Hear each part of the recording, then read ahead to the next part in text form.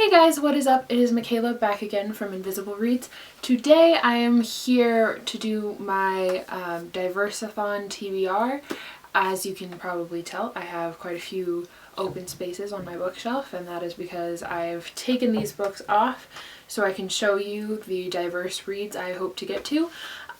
This is obviously quite a big stack, and I do not think I will be able to get to them all within the span of Diversathon, but these are all my options basically that are like explicitly stated to be diverse reads in like the synopsis or in what I've heard. So they're just kind of all the books that I know for sure are diverse reads.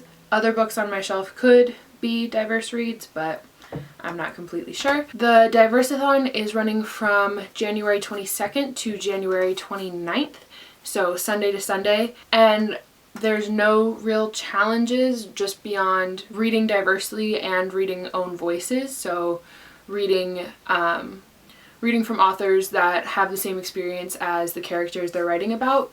But I don't really know for sure if all of these are own voices. I know a couple of them are, but I'm not really following that for right now just because I do want to get in some diverse reads, but I don't want to restrict myself to a certain type of diversity. But I just kind of wanted to put out my TBR.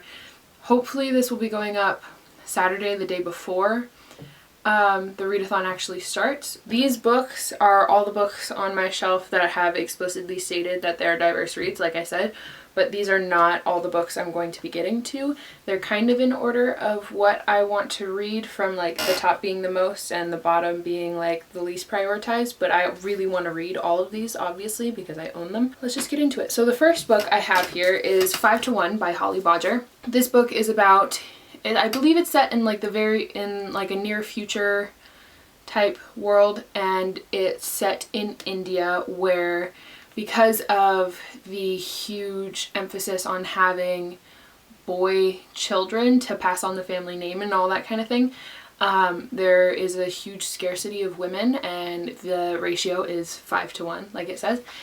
And there's some type of competition or something like that to get wives and to make it fair and make it like so that the women aren't being seen as objects, kind of, I think. I'm not completely sure on the synopsis of this. I know the gist of what it's about, but I don't know a lot, and I'm okay with it. It looks really interesting. I really love the cover, and it just sounds like it'll be amazing. So the second book I have here is The Wrath and the Dawn by Renee Ahdieh. I have heard amazing things about this from a lot of people. I've also heard a few things that it might be problematic. We'll see if I agree with that. It's a retelling of Arabian Nights, and it's about a girl who, I don't know if she like volunteers or if she's chosen, but basically there's a boy king who takes a new queen every day and then the next morning kills her and then takes another queen. And it's about this girl who becomes the queen and how she survives. And I'll be like trying to mention the diverse aspects about these books, but I'll be mentioning them like within the synopsis because that's like where they're explicitly stated anyways. A lot of these are sneak peeks into my January haul because I bought them with Christmas money and then the package came and I opened it for you guys, so you'll see that in a couple weeks. So the next book I have here is The Star-Touched Queen by Roshani Chokshi. I'm pretty sure I'm saying that right, but I don't want to mispronounce it, so if I'm not, please correct me. This one is another Arabian Nights retelling, and I don't really know much about like how the two differ, but I don't really care. Like, I really love Arabian Nights retellings for some reason. I've never read the original text, but I really just find the premise interesting, and I like reading about diverse cultures and cultures that aren't my own. So like Middle Eastern cultures I'm really a fan of, and yeah, it looked interesting, so I bought it, and it's a beautiful cover. Can we just...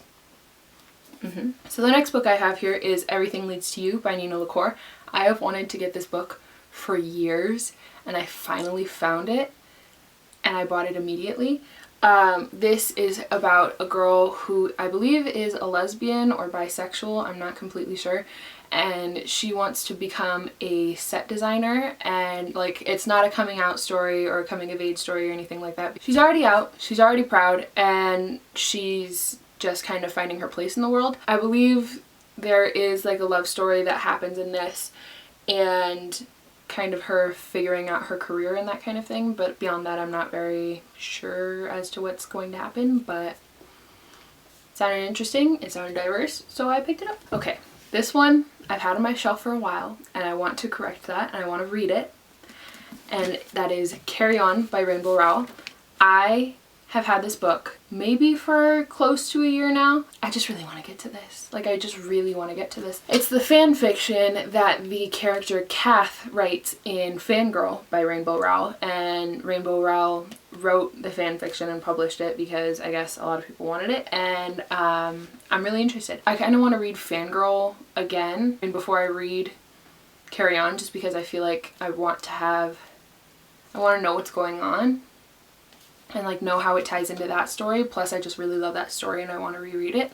So I might not read this for Diversathon, but it's an option. And then the next book I have here is also LGBTQ+, and that is The Miseducation of Cameron Post by Emily M. Danforth. I, again, have been wanting to pick up this book forever and I could never find it in my local bookstore. And then I finally found it and I bought it immediately because I've been wanting it so badly.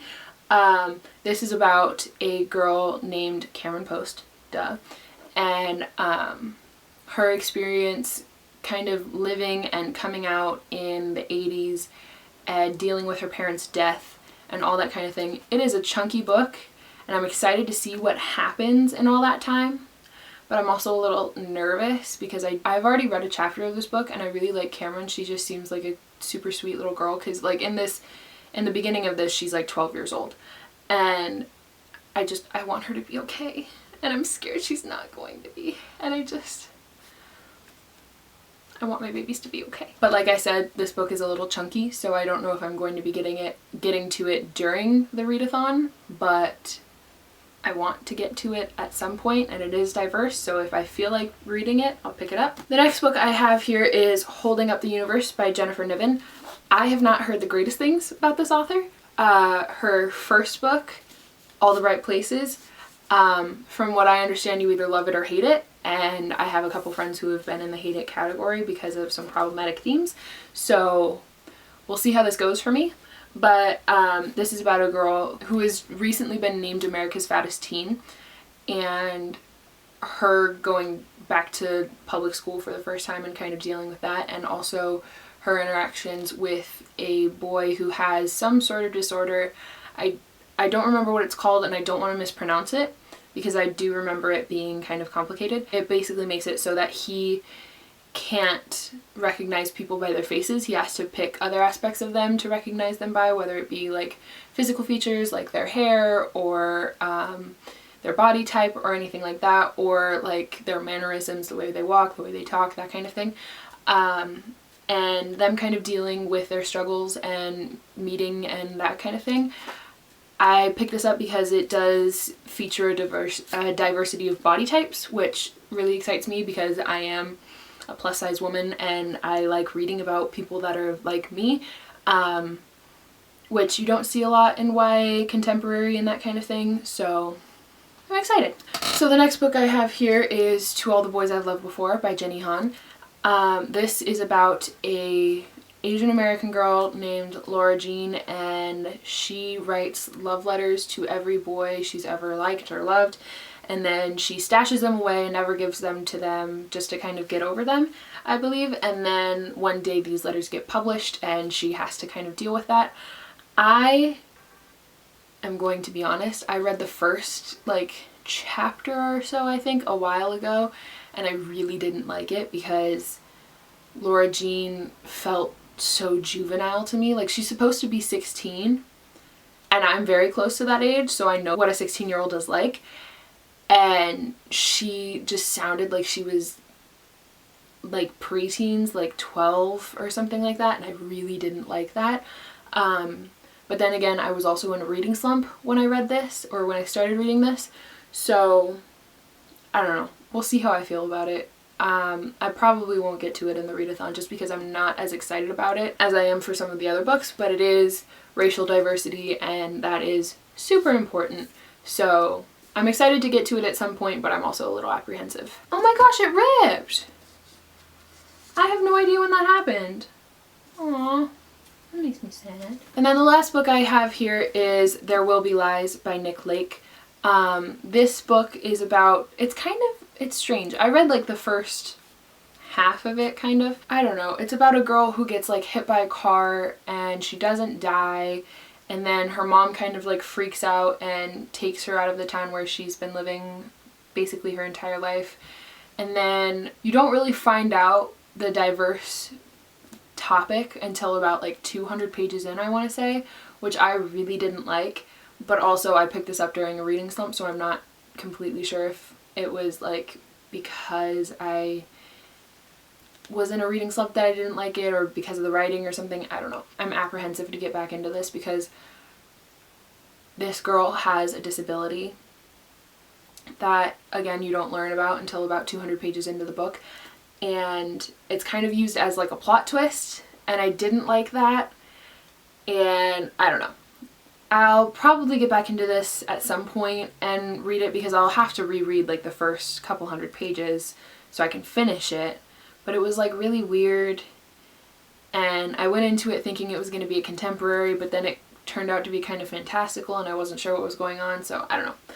We'll see if I ever get around to this, but I don't think I'm going to read it during the readathon. I just kind of wanted to shout it out as being a diverse book.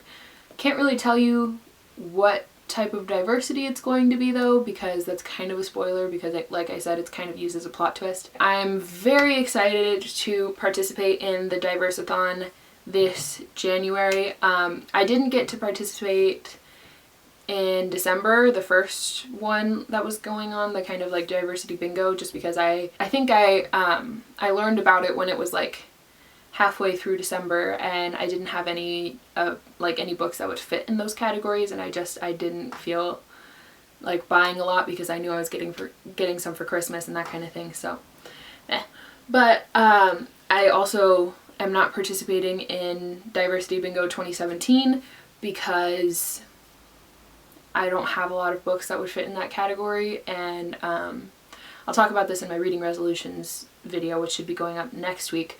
But one of my reading resolutions is to read more books that are already on my shelf instead of like buying books and forgetting about the books that are on my shelf.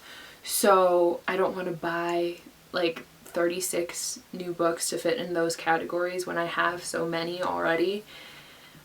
But yeah, I want to participate. I just don't think it would be logical and would work out well for me. So yeah. But I'm excited to do this because I already have books and there aren't specific challenges that I would have to buy books for, and I'm very excited to be able to join the diversity discussion because it is a very important discussion that needs to be had, and we need to be the ones pushing publishers to publish more diverse books and to tell them that's what we want. That is all I have for you guys today. Thank you so much for watching. If you are going to participate, please let me know down below what you're going to be reading and recommend some more diverse reads for me, or even anything you see on my shelf. If you know that's a diverse read, please let me know.